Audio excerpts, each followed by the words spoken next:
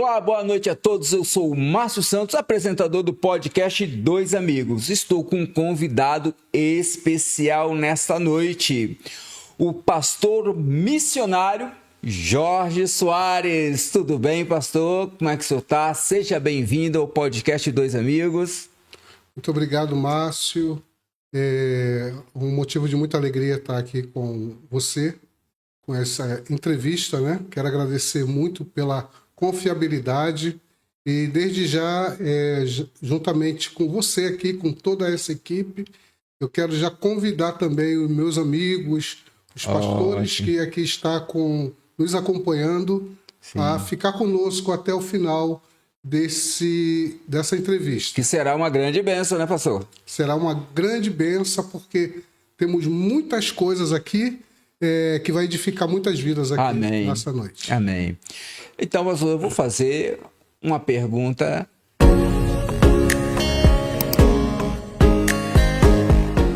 Já de início, o senhor é pastor e missionário, exato? Correto?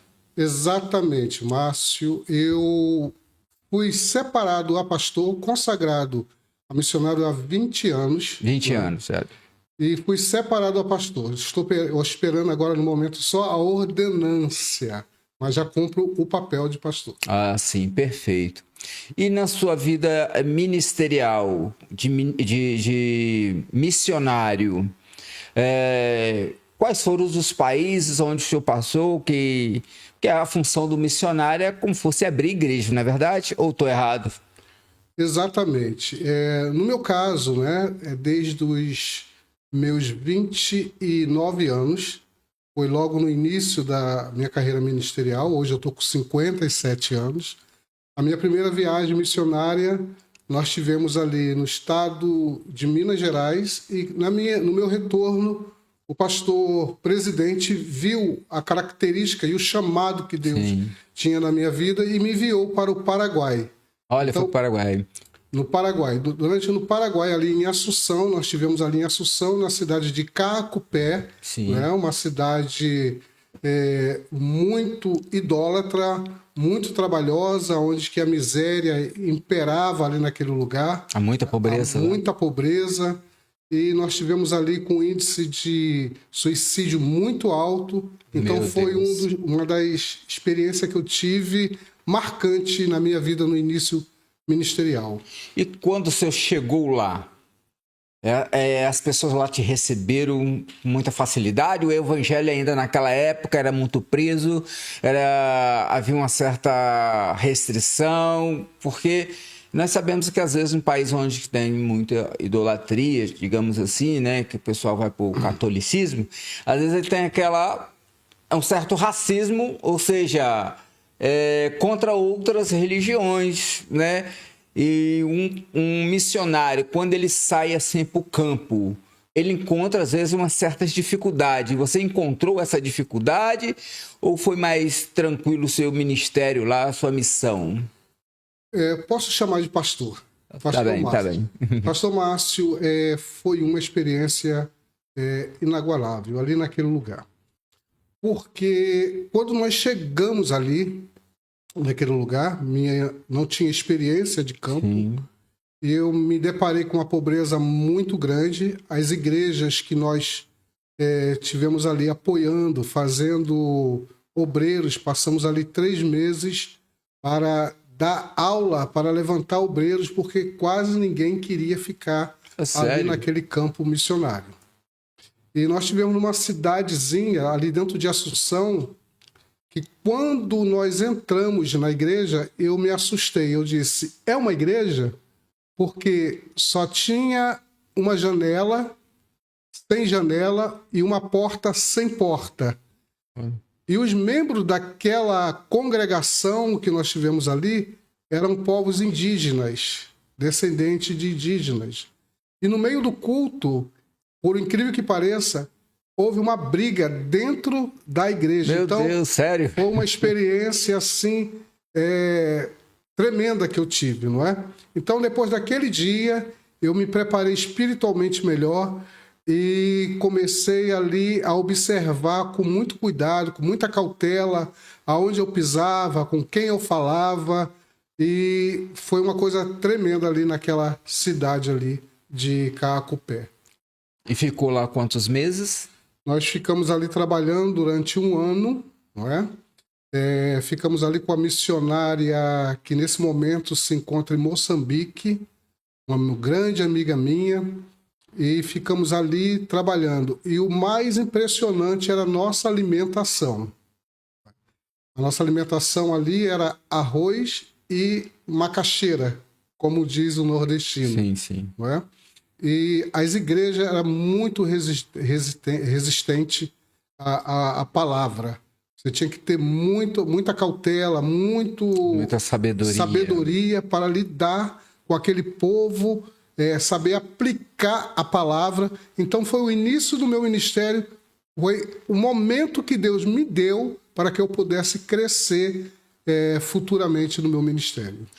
Mas ali, você já teve alguma situação de tentarem agredir a sua pessoa ou alguém ali que estavam com você? Com o pastor, desculpa? No momento, eu nunca passei por esse momento de agressão. Graças a Deus, Sim. nunca passei, porque a Bíblia mesmo nos ensina a nós, por muitas das vezes, calar, engolir sapo, não é? Então, muitos momentos da minha vida eu tive que ver as coisas erradas e mesmo assim nós temos que ter a sabedoria nos calando diante de certas situações. Mas eu estou falando assim, uma certa perseguição, porque não estou falando entre aquele povo, os irmãos ali, Sim, quem está sim. iniciando. Mas fala assim, às vezes você chegou num lugar para evangelizar e de repente as pessoas já começaram com agressões verbais, ou pedras, ou pau, essas coisas. Pastor Já Márcio, passou por alguma situação? Pastor ou não? Márcio, o único lugar que eu passei por essa situação foi dentro do Rio de Janeiro, dentro de uma comunidade. Por Olha, incrível que sério? pareça, né? Nós estávamos na comunidade da Vila Aliança, ali dentro do Rio de Janeiro, Sim. ali perto do complexo de Bangu. E na ocasião eu tomava conta de uma igreja que era em frente ao 14º. Para quem conhece, é o Bangu 1, Bangu 2, Bangu 3. Ali é o complexo de penitenciário. Sim. E nós fomos evangelizar numa área que era rival e nós fomos ali ameaçados, né? Mas graças a Deus, Deus nos deu graça e saímos da situação. Olha que ótimo. E além de Assunção, que você fez essa missão, você foi para mais algum país? Sim. A minha trajetória durante esses 28 anos de ministério, Deus, pela sua misericórdia, soprou o vento e eu tenho ido pela esse país europeu, o leste europeu, né? Tenho feito muito trabalho, não missionário de abrir igreja, mas de estar ali sempre lecionando, dando palestra, né? Pregoando dentro da Suíça, dentro da Alemanha, os países vizinhos, né? A França, e Deus tem me abençoado nesse ministério. Olha que ótimo, meus parabéns. Mas vida de missionário não é fácil, né? Não é fácil. Porque às vezes as pessoas querem dizer, eu quero ser missionário, mas não sabe às vezes o quanto é duro, né? Pode chegar e abrir logo, conseguir abrir uma igreja, mas pode às vezes em alguns países mais restrito, que às vezes até a pena de morte, alguma coisa, uma perseguição, né? E tem que ter muita oração na direção de Deus, né? E a gente tem que orar muito mesmo por vocês, os missionários, porque não é vida fácil. Não é fácil e te falo por experiência que eu fui convidado para estar em Moçambique, né, por 3 vezes. Sim. Mas Deus, ele conhece a minha estrutura, não permitiu que eu fosse. Os amigos que eu foram na ocasião, quando eles voltaram, eles contaram que foram assaltados e eles estavam dentro de um carro alugado, e ali os africanos são muito violentos, na época de conflito ali, não é? Sim. E Deus deu livramento a esses meus amigos. Por quê? Eles encostaram a arma, queria dinheiro, queria joia, e pensava que eles estavam com muito dinheiro e acabaram, por fim, libertando eles. Mas é muito difícil. Mas eles sentiram, assim, o medo de risco de morte? Risco de morte. Risco de morte. Não é fácil, né? Bom, pastor e missionário, o senhor já está aqui há quanto tempo em Portugal? Márcio, eu estou cá em Portugal já tem 5 anos e 8 meses. 5 anos e 8 meses. 5 anos e Foi 8 fácil chegar aqui e se estabelecer? Teve alguma ajuda de alguma congregação no Brasil? Deixa eu ser bem claro aqui para que Sim, todos pode ficar à possam vontade. ouvir, não é? Aham. A verdade, as igrejas brasileiras, quando ela se torna uma igreja missionária, ela não tem dificuldade nenhum de ajudar o missionário a implantar uma igreja, Ok. não é? Quando a igreja verdadeiramente é uma igreja missionária. Agora, quando é uma igreja que fala de missões sem conhecer missões, ela encontra essa dificuldade. O que nós temos aqui são muitos missionários abandonados, né, no campo, porque a igreja faz uma promessa, mas quando chega no momento de assumir o missionário, ela não tem possibilidade porque não conhece as custas, não faz orçamento, então tem essa dificuldade. No meu caso, eu vim por conta própria, Sim. não é? Eu vim por conta própria porque eu recebi um convite para abrir uma igreja aqui, de um amigo na Suíça, mas quando eu cheguei na Suíça, eu vi que a realidade era outra. Sério? Eu encontrei uma outra característica. O que a pessoa tinha me prometido, Não cumpriu. não cumpriu. Então, quando eu cheguei aqui em Portugal, a primeira coisa que eu fiz, com uma semana eu já estava trabalhando. Né? Já estava trabalhando, eu trabalho nessa empresa até hoje, tem 5 anos e alguns meses que eu trabalho nessa empresa, e Deus tem cuidado de mim. Olha que ótimo, graças a Deus.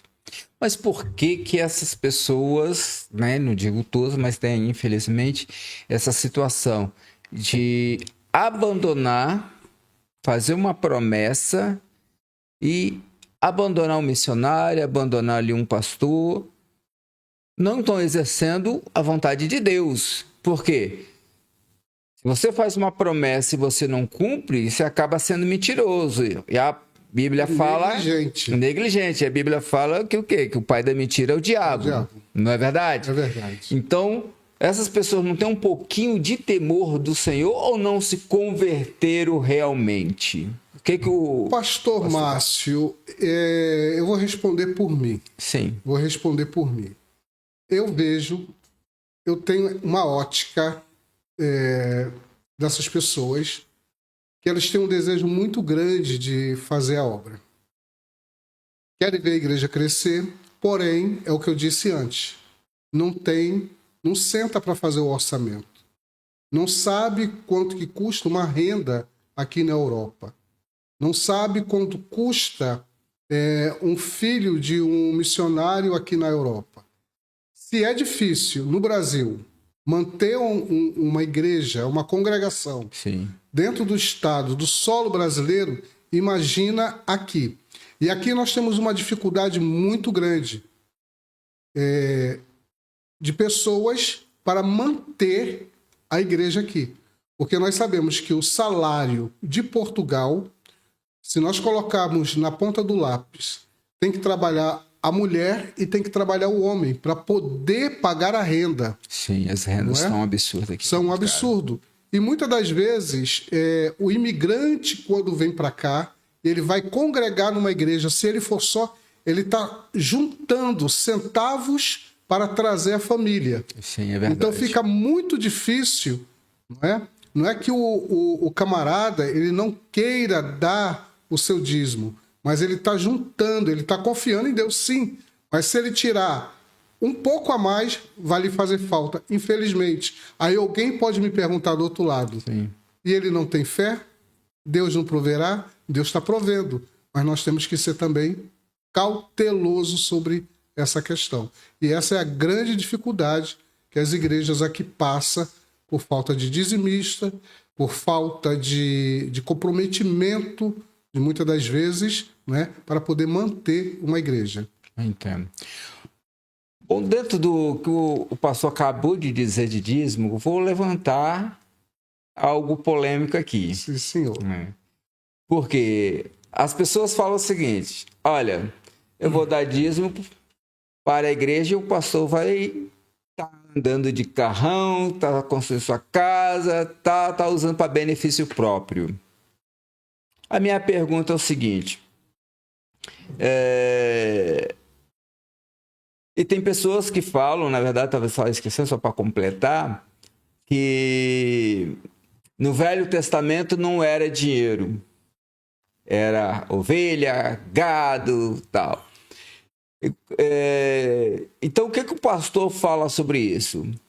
A importância de dizimar e explicar se essas pessoas estão corretas em pensar assim ou se estão erradas.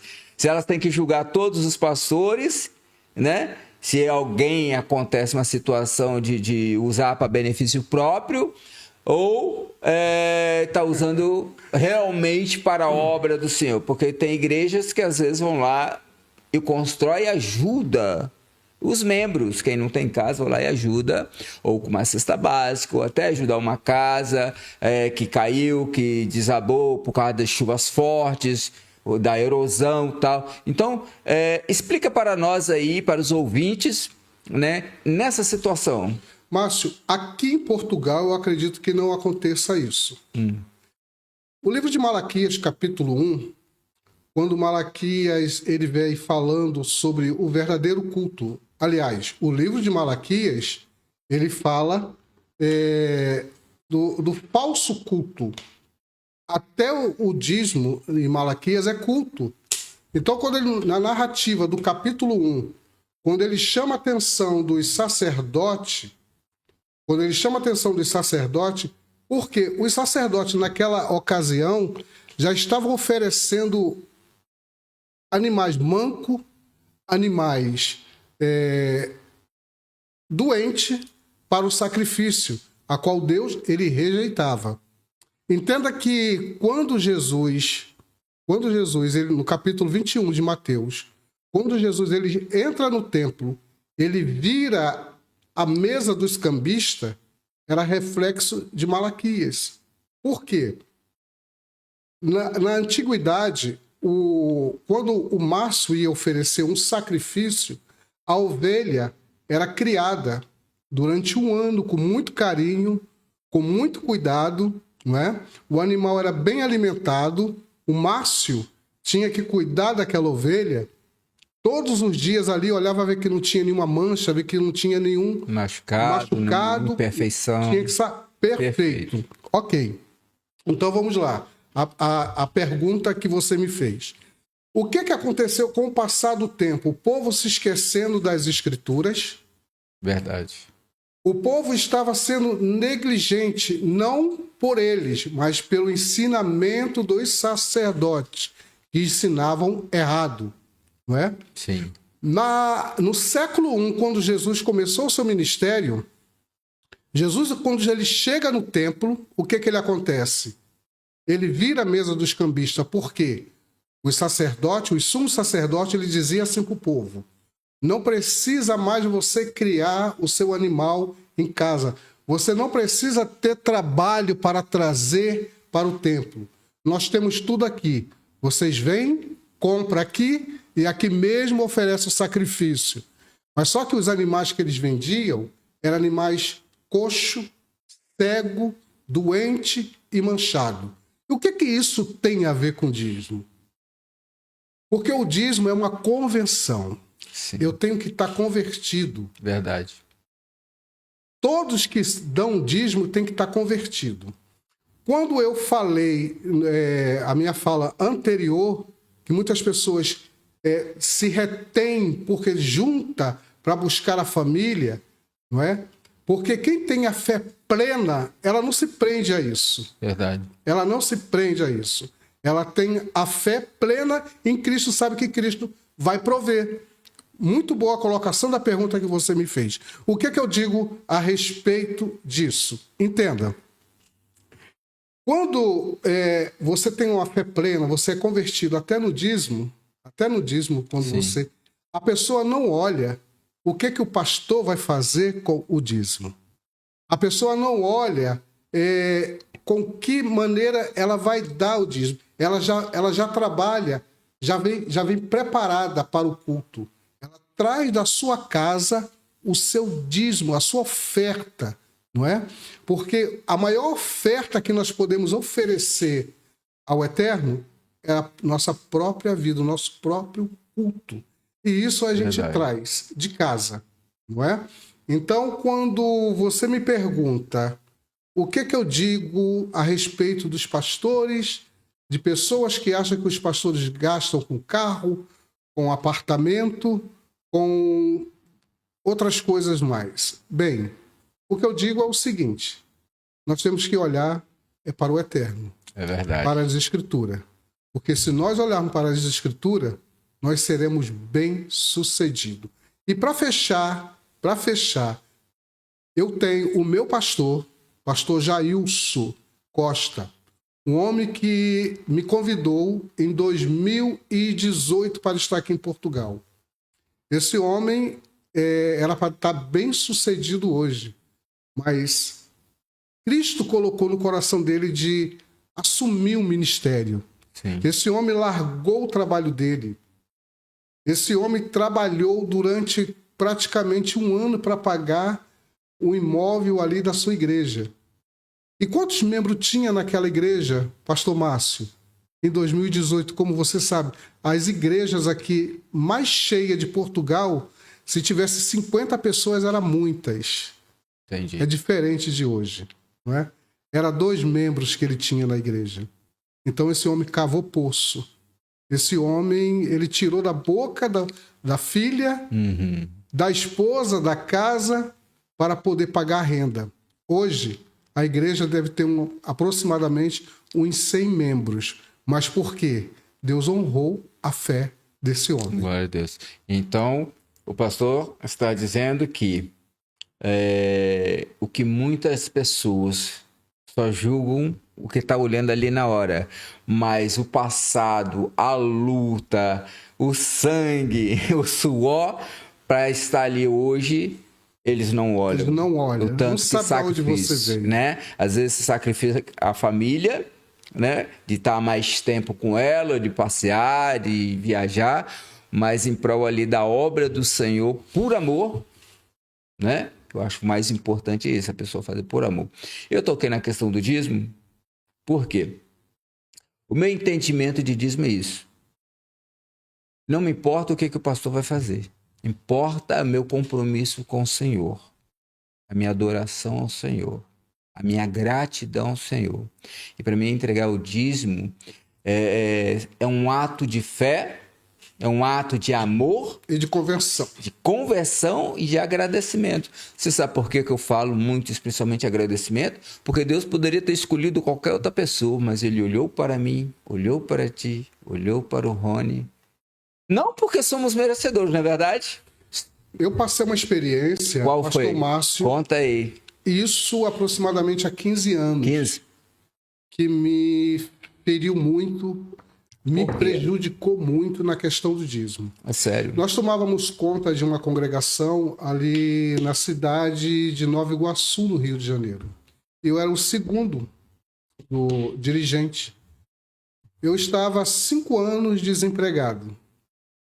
Porém, eu andava bem vestido.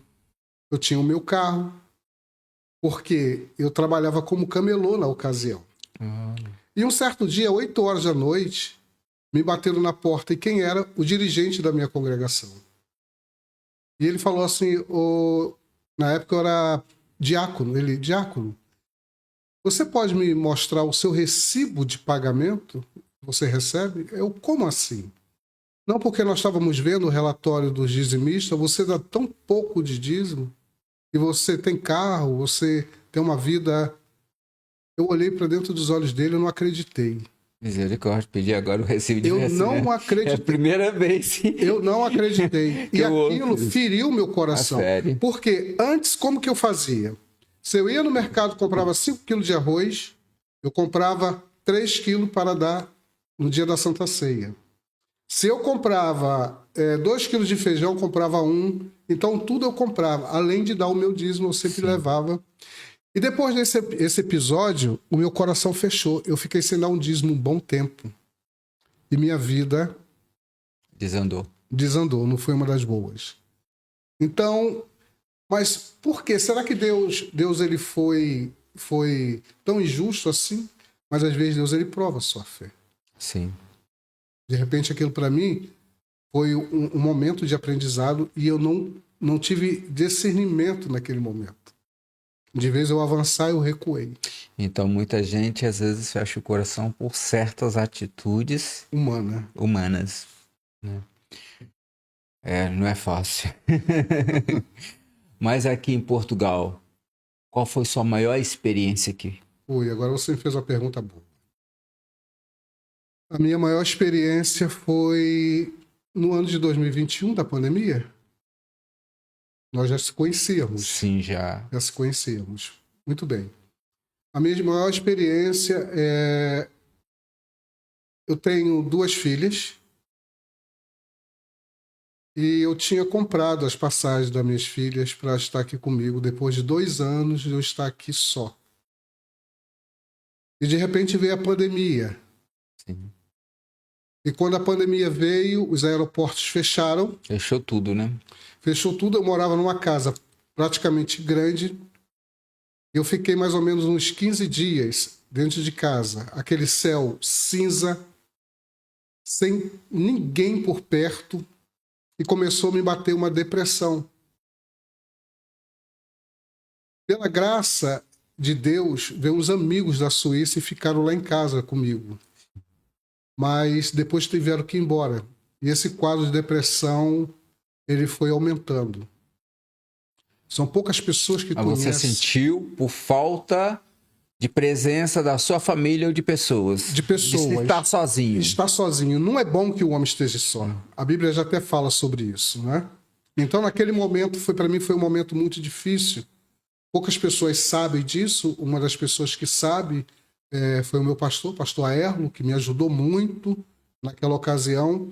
E esse quadro de depressão, ele me levou a ficar 2 dias internado. Chegou a ficar internado? Cheguei a ficar internado durante 2 dias no hospital ali no Porto. Não esqueço o nome daquele hospital, mas é um hospital de pessoas psicologicamente doentes. Então, no segundo dia, eu me despertei, eu falei, não, isso não é para mim. Eu tenho que me levantar daqui. Foi no momento que eu levantei a minha cabeça, porque como eu estava dizendo aqui por trás dos bastidores, o que aconteceu na minha vida. Sim. Quando eu saí do Brasil, eu disse para minha filha, papai vai voltar. A minha filha que na ocasião, tinha 8 anos, não é? E quando eu olhava para a televisão, via o número de pessoas mortas sendo sepultada, né? E eu pensava o tempo todo, não pensava mais em ninguém, só pensava nela. E aquilo ali, a minha cabeça deu um nó e aquilo explodiu dentro de mim. Mas isso foi uma experiência muito grande, Márcio. Mas o que passou na sua cabeça, assim? O que passou é que eu não ia ver mais a minha família. É isso que vinha martelando na cabeça? Vinha martelando na minha cabeça. A imagem que eu via quando eu estava no aeroporto vendo minha filha chorar. Eu tenho essa foto guardada até hoje. E isso foi algo assim... Marcante. Tem momento que eu paro, penso naquilo, quer voltar e eu tenho que dar um estalo. Nós somos seres humanos, somos carne, Sim. Somos tricotonistas, temos corpo, alma e espírito e somos também sujeitos às fraquezas, né? Sim. Todo herói cansa um dia. E foi esse momento para minha vida muito difícil. Mas depois desse episódio, depois que a minha família chegou aqui, mudou tudo. Foi uma alegria muito grande, né? Mudou tudo. E a sua família está se adaptando bem aqui? Gosta daqui? A minha filha mais velha, Márcio, ela tem 18 anos hoje. Ela quer fazer odontologia, não é? Então, na mente dela, ela queria fazer no Brasil porque lá é mais fácil. Mas eu sempre conversando com ela, aqui o seu curso vai ser aceito em toda a Europa, em todos os países. Se você fizer no Brasil, você não vai ter oportunidade de trabalho aqui. A minha outra miúda de 13, que agora completa 14 anos, não é? Se adaptou muito bem, graças a Deus, é uma das melhores alunas da sala. Parabéns para ela. Minha esposa também não sente falta, então foi algo assim extraordinário. O que Deus tem feito nesses últimos dias, principalmente esse ano. Deu uma grande bênção nesse ano de 2024. Esse ano de 2024, eu morava numa casinha. Quem é imigrante sabe a dificuldade de arrumar casa aqui. As casas aqui em Portugal. Não está fácil. Tem muita umidade. Eu agradeço muito a Deus por essa casa que eu morei durante 5 anos. Tinha muita umidade, mas foi ali que Deus preparou o canto até eu me estabelecer. Né? Que bom. E hoje Deus, ele me proporcionou algo que às vezes eu fico olhando assim, meu Deus, eu não sou digno, não é? Eu moro numa casa digna, que é muito conhecida aqui, todos conhecem. Sim. Não é? É um ponto de referência ali de Bruf, que é o castelinho de Bruf. É verdadeiramente um castelo onde que Deus me colocou. Olha que ótimo. Não é? Fico e Deus muito me feliz. proporcionou escrever um livro. Deus me proporcionou vários cursos, não é? Sim. E, além de tudo, eu vendo muita mão de Deus trabalhando no meu ministério. Que ótimo. Através de curas, pessoas sendo transformadas. O mais importante é isso. Que bênção. Só uma pausazinha. Não deixe de se inscreverem, não deixe de compartilhar, não deixe de ativar o sininho. Podcast Dois Amigos. Venha ser nosso amigo também. E que você que quer nos patrocinar, nós lá no nosso canal temos um e-mail do podcast. Você que tem lojas, empresa, quer mostrar o seu produto, nós vamos divulgar com a maior alegria para que a sua loja, a sua empresa venha a crescer. Venha ser nosso patrocinador. Pastor e missionário Jorge, então você conta agora essa grande experiência desse livro, desse novo projeto. E agora o senhor é escritor também, né? Eu já escrevia antes. Esse foi seu primeiro livro? Pastor Márcio, eu escrevia Apostilha, né? Poxa. Esse é meu primeiro livro. Meus parabéns. Então conte um pouquinho dessa obra maravilhosa sua. Muito bem. Mostra a capa primeiro. Vou mostrar aqui, ó. Olha que maravilha. Betânia, O Refúgio. O Refúgio. Obra-prima aqui, olha, do pastor Eu vou te contar Jorge Soares. Vou te contar o início dessa grande experiência que eu tive para escrever esse livro.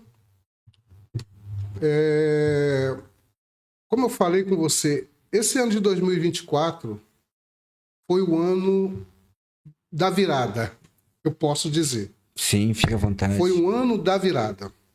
Eu quero mencionar o nome de uma pessoa aqui, que é muito conhecida pelas redes sociais.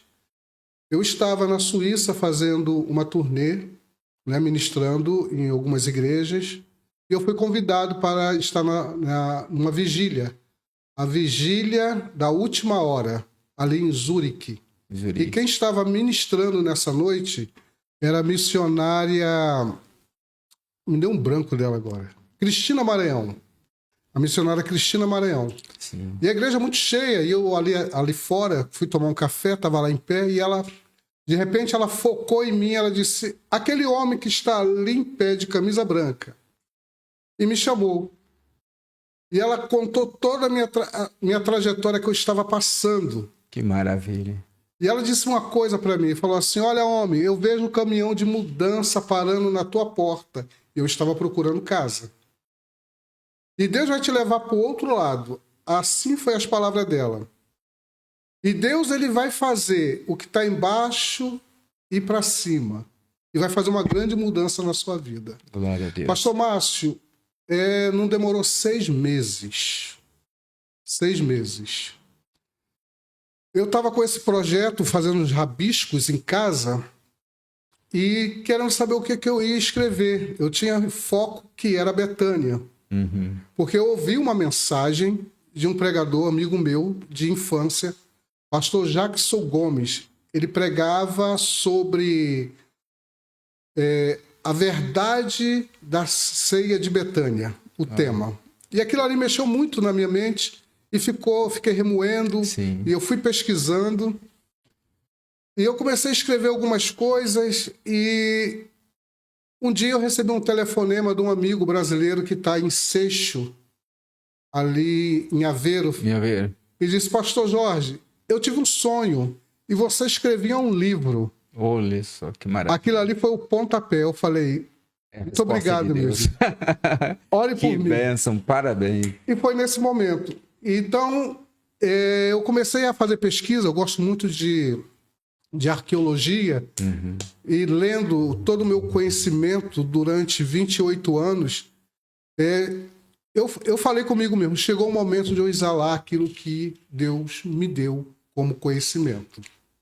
E foi nesse momento que eu escrevi esse livro, que fala Betânia, o refúgio.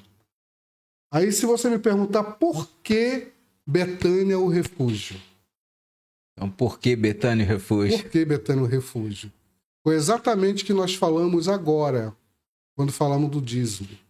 Quando Jesus acaba de entrar no templo, sim, purificar o templo e dizendo, a casa do meu pai será chamada casa de oração. Quando ele sai daquele momento tão difícil, aquele momento de adrenalina que ele passou, para onde ele foi? Mateus capítulo 21, verso 17. Jesus vai com seus discípulos para Betânia. Foi aí que começou a trajetória da escrita desse livro. Que maravilha. E o que o livro em si ele vem trazer de bênção, de palavra para o leitor, para aqueles que querem conhecer essa obra maravilhosa? Muito bem. Betânia, ela é conhecida não pela geografia, não pela sociedade política, porque ela não tem nada de beleza, mas Betânia foi conhecida pelo maior palco de milagre que Jesus operou ali dentro dessa aldeia de Betânia. Quando eu falo sobre o refúgio, porque aqui foi o lugar que várias vezes Jesus ele encontrou refúgio quando ele saía de Jerusalém, uma cidade agitada, uma cidade a qual ele não encontrava amigos, era perseguido, era mal visto pelos seus próprios contemporâneos. Então, muitas das vezes, ele ia para Betânia, porque Betânia era um lugar onde que ele tinha amigos, como fala de Lázaro, sim, o seu amigo, Maria, Marta, e a Bíblia ressalta ainda para adoçar Simão, o leproso. Então, isso tem uma construção espiritual muito grande, tão maravilhosa, que eu tive a oportunidade de escrever 135 páginas, apenas tirando aqui de Betânia. Olha que ótimo, meus parabéns mesmo. E vamos adquirir, comprar o livro para ser uma bênção para a sua vida, ok? Betânia, o refúgio. De repente você não sabe onde encontrar o refúgio, você está passando por alguma situação difícil. Betânia, o refúgio, que você vai encontrar a sua bênção, o seu milagre. Cenário de muito milagre. De muito milagre. E uma das transformações que eu trago dentro desse livro é quando nós trazemos pelo contexto histórico. A história de Betânia, ela é muito linda. Ela mexeu comigo e eu trago para a igreja contemporânea para a igreja de hoje o que Betânia representa. Né? Por exemplo, Márcio, quando Jesus ele entra em Betânia, segundo a Mishnah, que era o livro do primeiro século, não é? Dos discípulos, nós podemos usar esse livro como para entender um pouco melhor a Bíblia. Sim. A Mishnah ela diz o seguinte, que era de muita valia, de muito orgulho, um discípulo receber a poeira dos pés dos seus discípulos no rosto. E isso me chamou a atenção. Uhum. Eu entrei na cena, eu entrei dentro do filme. Imagina Jesus caminhando à frente, os 12 discípulos atrás e a poeira da sandália de Jesus levantando. E os discípulos se alegravam, porque isso era honroso a um discípulo. Olha que maravilha. E isso me levou mais a fundo ainda quando nós falamos em Betânia. Porque falando dos pés de Jesus, a gente encontra quem é os pés de Jesus? Maria. Maria. Maria aos pés de Jesus. Segundo a tradição, nenhuma mulher deitava aos pés de um homem, a não ser que ele aceitasse. Sim. Principalmente se ele fosse rabino ou mestre. E os mestres não aceitavam a mulher porque, naquela ocasião, a mulher era como um zero à esquerda totalmente da sociedade. E me chama a atenção quando Maria ela deita aos pés de Jesus. A Mishnah também ela nos ensina algo interessante. Diz que o mestre tinha que aceitar a pessoa que viesse aos seus pés, né? E isso era muito honroso também para a pessoa que o mestre o honrava. Entendi. O que isso conecta? A Bíblia diz que o discípulo que era aceito pelo pé do mestre, e ficava ao pé do mestre, esse discípulo ele era mais conectado no que o mestre estava ensinando. Olha. E Maria era uma dessa discípula, aplicada em tudo que Jesus ensinava. Né? O interessante é que os eruditos, muitos criticava até hoje, há pouco tempo atrás, Maria Madalena, que não é a Maria, irmã de Lázaro. Sim. Não é? Tem muitas pessoas que fazem essa confusão. Agora, no dia 22 de junho de 2016, que Maria Madalena foi reconhecida como uma discípula de Jesus pelo Papa. É sério? Em 2016. Porque ela foi a porta-voz das boas novas. É verdade, lá no sepulcro. No sepulcro, exatamente. Só agora, em 2016, que ela foi reconhecida. Tamanha é a dissensão que tinha da mulher para o homem. Interessante. Muito interessante. E o bom é isso mesmo, assim, dentro do que o pastor está falando, essa obra vai ser uma bênção na vida daqueles que lerem. Exatamente. Não é?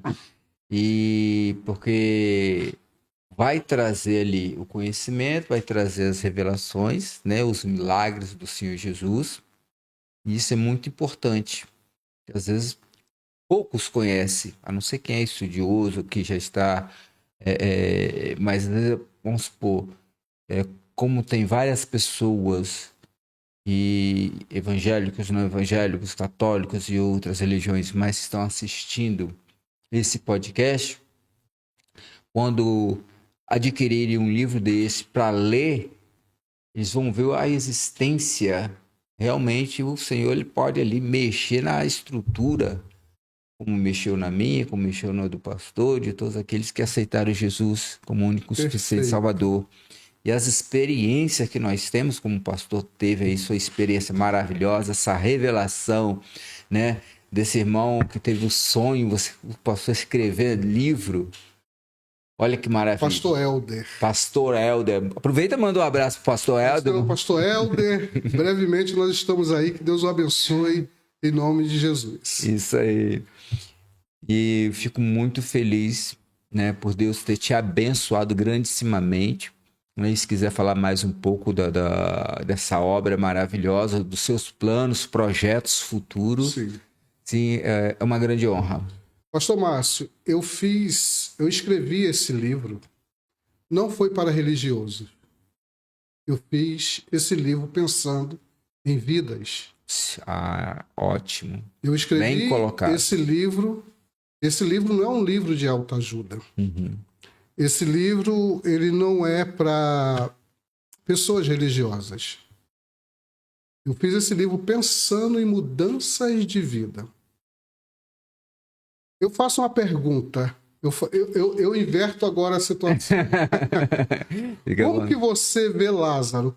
Até hoje, os ouvintes que vão assistir isso aqui, de que maneira você via Lázaro dentro das Escrituras? Eu trago isso aqui. Talvez uma pessoa, pastor Márcio, passasse 4 anos dentro de uma sala de teologia e não ia aprender o que está aqui dentro desse livro, o conteúdo, o miolo. O importante não é a capa, o importante é o conteúdo. Verdade. Não é? E eu trago essa grande verdade, porque a Bíblia fala que Lázaro era um homem. A Bíblia não revela Lázaro se mencionando, falando.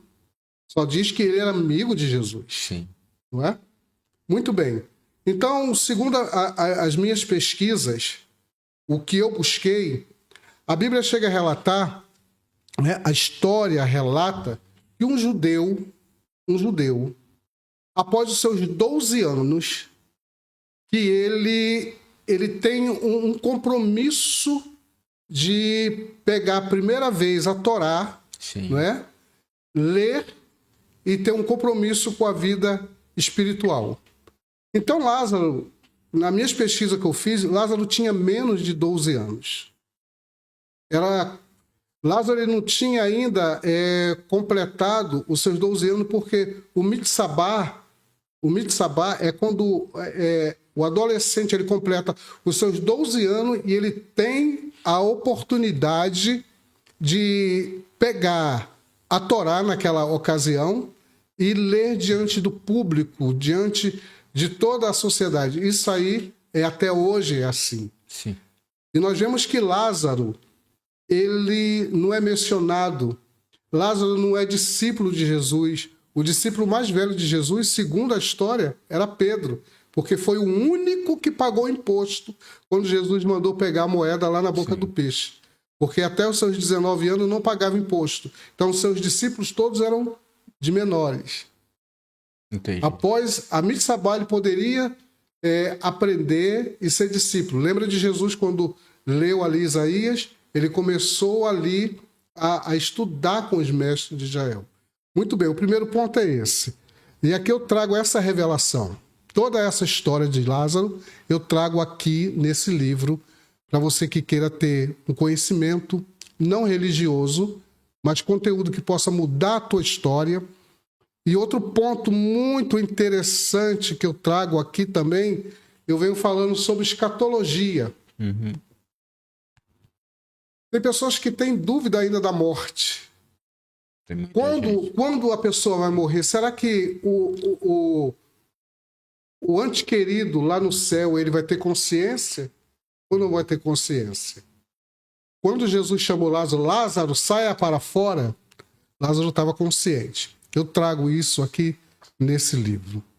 Então, são experiências que agrega à vida o crescimento espiritual dentro dessa obra aqui. Ótimo.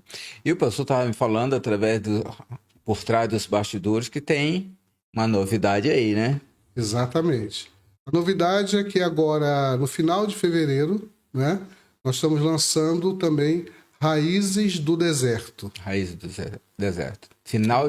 Do final de fevereiro e início de março. Já está na editora, amanhã estão me mandando a capa para ver se aprova, não é? Sim. Então, esse livro ele vai falar algo interessante sobre a botânica. A botânica que nos traz inspiração e crescimento também espiritual. É bem conhecido o que Deus fez através da botânica. Uma pergunta que eu deixo aqui, lá para o mês de março eu respondo, não é? Você sabia que Deus plantou 2 jardins? O Jardim do Éden e o Jardim do Homem. Pesquisa.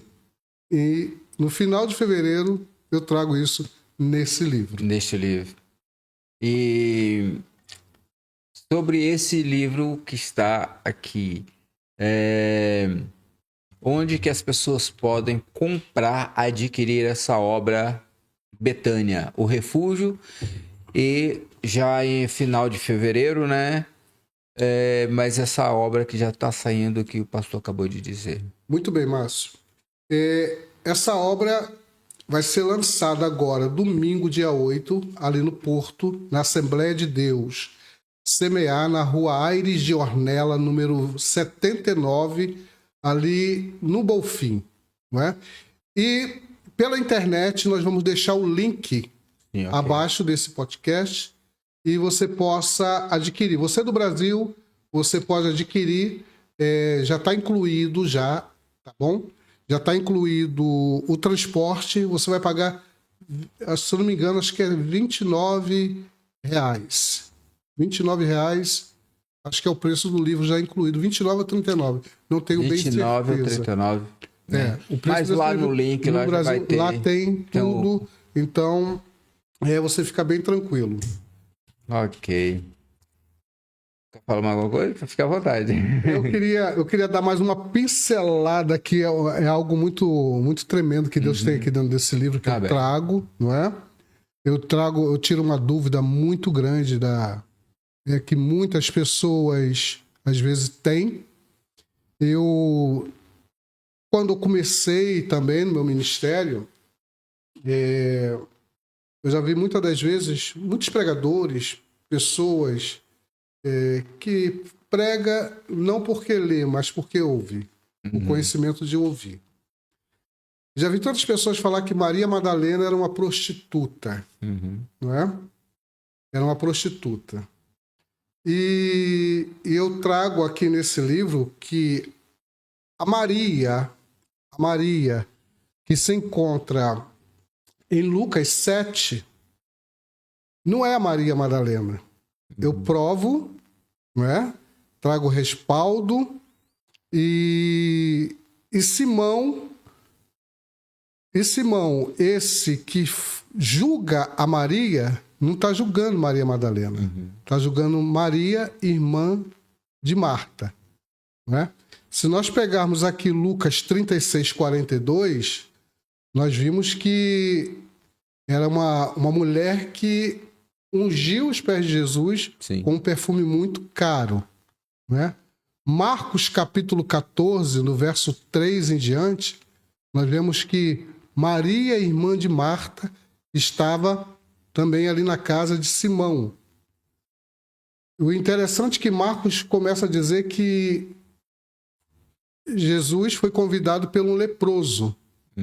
E esse leproso, tanto Marcos como também em Lucas, no capítulo 7, ele julga essa mulher, dizendo assim, primeiro ele julga Jesus. Sim. Ele julga Jesus e depois julga a mulher. Ele diz assim, olha, se esse fosse profeta, sabia que essa era uma pecadora. Ele faz 2 julgamentos. E Jesus conhece o pensamento dele. Sim, verdade. Não é? Então, eu tiro toda essa dúvida quando eu chego ali no Evangelho de João, capítulo 11, no verso 2, que diz que essa Maria era a mesma que tinha ungido os pés de Jesus. É a mesma Maria. Então, não é outra. Não é? Então, quando Simão ele julga essa mulher, fala assim, se ela soubesse que essa é uma pecadora, não deixaria nem que ele encostasse nela. Agora, uma pergunta, Márcio. Eu tiro essa dúvida, eu trago isso desse relato. Sim. É até polêmico. Uhum. Agora, como que Simão sabe que ela era uma pecadora? Só tinha dois motivos para uma mulher ser pecadora naquela ocasião. Sim. Ou se ela tivesse nos seus dias menstruais, estava imunda, não podia tocar, principalmente no rabino, ou se ela tivesse cometido um ato sexual. Verdade. A primeira hipótese eu descarto, porque era uma coisa íntima dela. Ele não ia saber que ela estava imunda. Uhum. Agora, a segunda hipótese, provavelmente, Simão abusava de Maria. E eu trago isso aqui dentro desse livro. Eu trago essa revelação aqui. Aí você pode falar, mas como que você prova isso, missionário Jorge? Como que você vai provar isso? Eu provo pelo seguinte. Provavelmente Simão era casado com Marta.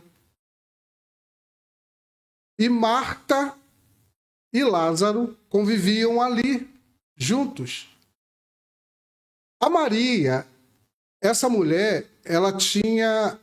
Eu posso dizer hoje que ela era uma mulher que ela tinha um problema psicologicamente, ela ficava muito no canto. Lembra que quando Jesus ele chega na aldeia e fala assim, o mestre está aí, e ela está lá no seu canto. Maria, ela só quer estar aos pés de Jesus. É uma mulher que ela encontra confiança em um homem. Ela encontra confiança em Jesus. E quando eu falo que provavelmente ele deveria ter abusado dela, por quê? Porque ele disse, se ele soubesse quem é essa, por quê? Se ela tinha algum ato sexual, é porque ele o abusava. E eu trago aqui bem explicado toda esse contexto dentro dessa narrativa, desse livro. E quando quando Jesus ele entra, quando ele entra dentro de Betânia, repare que no capítulo 12 de João, quem é que está na mesa? Lázaro, o que ele tinha ressuscitado, Maria e Simão o leproso e os discípulos. Se ela fosse uma pecadora, ela estaria na casa de Simão, principalmente um fariseu? Não, ela não estaria. Nem entrava, ela entrava. Sim. Os empregados não deixavam nem ela entrar. Se ela estava ali, porque tinha consentimento dela estar ali. Por isso que eu falo, provavelmente Simão era esposo de Marta. Entendi. Né? Então, os estudos escatológicos, os estudos de arqueologia, que a Mishnah ela nos mostra, aponta todo para essa verdade. Não é? E o interessante é que quando Jesus olha para aquele homem e diz assim, Simão, eu tive na tua casa. A casa era dele, mas quem servia era Marta. Se Marta servia, porque a casa era dela. Por isso que eu falo, Marta provavelmente era esposa de Simão. E provavelmente Simão abusava de Maria. Eu trago essa vertente aqui no capítulo 27. Ok. Nós já estamos encerrando, né? Agradeço por conhecer essa obra maravilhosa sua, né? A nossa conversa foi muito boa, esclarecedora e assim que vamos ter o link ali para as pessoas que quiserem adquirir, o link do podcast. E quando for na próxima, a gente pode agendar uma outra visita para que você possa explicar, né, o conteúdo dessa obra maravilhosa. Pastor Jorge Soares, missionário, muito obrigado pela sua participação aqui. Foi uma uma grande alegria de poder recebê-lo, de vê-lo novamente, já fazia um tempinho que a gente não se via. Foi morar um pouco longe, né? Nós éramos vizinhos e tal, mas foi muito, muito satisfatório a sua visita, essa conversa, essa obra maravilhosa sua. Muito obrigado mesmo. Quer falar mais alguma coisa? Obrigado, pastor Márcio. Quero sim. E essa obra aqui ela vai ser lançada também ali na Suíça. Na Suíça. Vai ser na Suíça também. Vai ser lançada na Suíça e vai ser Mas lançada... vai ser o mesmo dia aqui do Porto? Não. Dias diferentes, não, lógico. Você vai viajar para lá? 2 meses, sim. porque está sendo traduzido em alemão. Por que eu pensei nisso? Porque tem muitas brasileiras casadas com imigrante, que são imigrantes casadas com alemães. Sim. E precisam ser evangelizados. E eu pensei nesse detalhe. Eu vou lançar ali na Suíça e vou lançar ali na Alemanha, na cidade de Freiburg. Ok. Vai ser lançado nesse próximo ano. E todos os meus livros, ele provavelmente vai ter uma edição, pelo menos de 100 exemplares em alemão, porque eu trabalho nessa região e eu preciso alcançar aquelas vidas ali dentro da Suíça. Que ótimo. No cantão alemão, no cantão ali de Zurique, Basel, ali dentro da Alemanha. E eu acredito que tem muitas vidas ali que precisa entender. Nós somos missionários, pastor Márcio. E muitas das vezes nós queremos pregar, anunciar o evangelho só para brasileiro.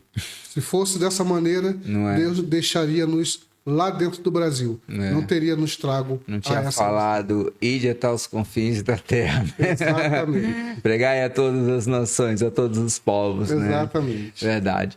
Muito obrigado. Pastor Márcio, Deus eu abençoe que agradeço, grandissimamente. Está encerrando o podcast Dois Amigos. Não esqueça de compartilhar, não deixa de se inscrever e de ativar o sininho. Até a próxima, pessoal. Deus abençoe a todos. Deus abençoe. Amém. Um abraço, pastor Jailson. Um abraço, o pastor Paulo Gabriel, aí do Rio de Janeiro. A toda a igreja ADESC. Eu quero mandar um abraço a todos os meus amigos que estão me acompanhando e que Deus o abençoe em nome de Jesus. Obrigado, pastor Márcio. Amém. Muito obrigado. Obrigado. Essa equipe maravilhosa. Que Deus abençoe vocês. Amém. Obrigado. Tchau, pessoal.